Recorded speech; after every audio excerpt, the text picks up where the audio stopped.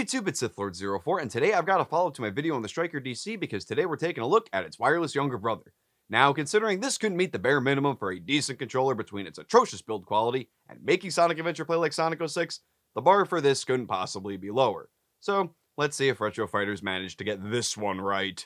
Appearance-wise, the wireless Striker appears identical to its older brother with a few noticeable differences. Immediately, you'll see no cutouts for memory cards, rumble packs, or any accessory that use the bottom slot. The stick has significantly better rubber and isn't stupidly loose with little to no resistance. The triggers are less, well, triggers and more ZR and ZL off a Switch Pro controller, but bigger with a very flat, no resistance feel.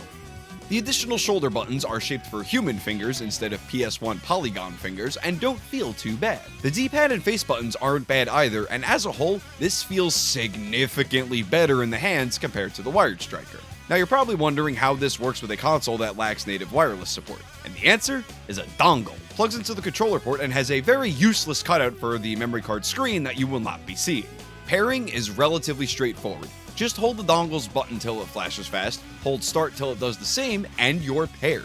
After these two are talking to each other, you'll have to double tap the start button to power on and connect to the dongle. This part threw me for a loop and really should have been included in the quick start guide. Charging is done with this USB-C port and included wire. The quick start guide says it takes about 2.5 hours to fully charge and should last about 10 hours, but in my experience, 2 hours is fine and lasts longer than the advertised time. However, there is nothing that indicates the battery's charge level. You'd think that Retro Fighters would take a cue from the Wiimote and have the 4 lights flash when first turning it on, showing the current capacity, but alas, something that was figured out almost 20 years ago has been forgotten. Fucking Christ, my back aches now.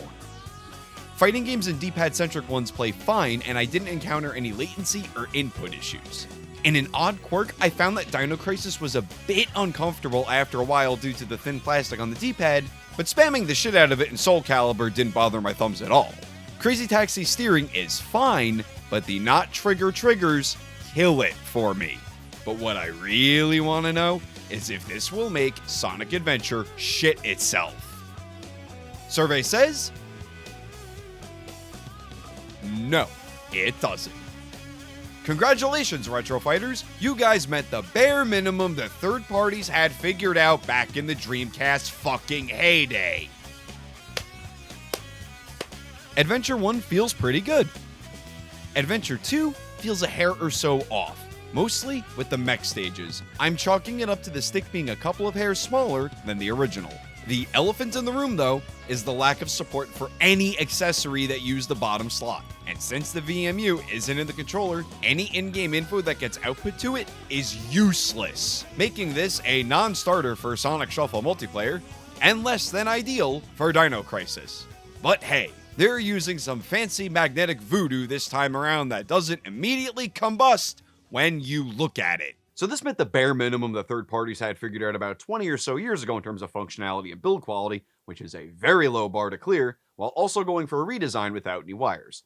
So far, this has not combusted on me, and from what I've gathered from the Amazon reviews, the most common complaints were a few dead on arrivals, some pairing, and battery issues. So for approximately $50 to $60, is this worth picking up? If you primarily play fighting games, cable extenders aren't cutting it for you, or you can get it from a brick and mortar store? Maybe. If you primarily play 3D platformers, you use the VMU to help survive Not Jurassic Park, or you can only get it online, skip it.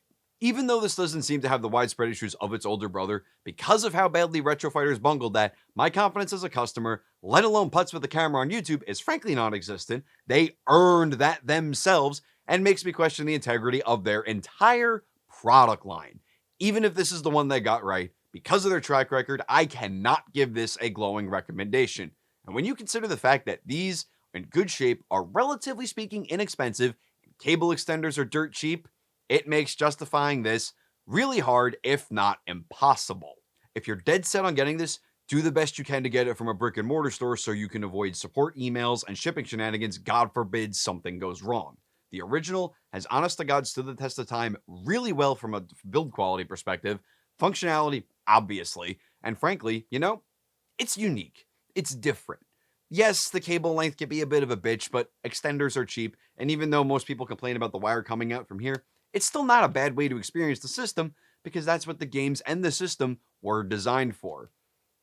It's just the way it goes. I hope you got what you were looking for from this video.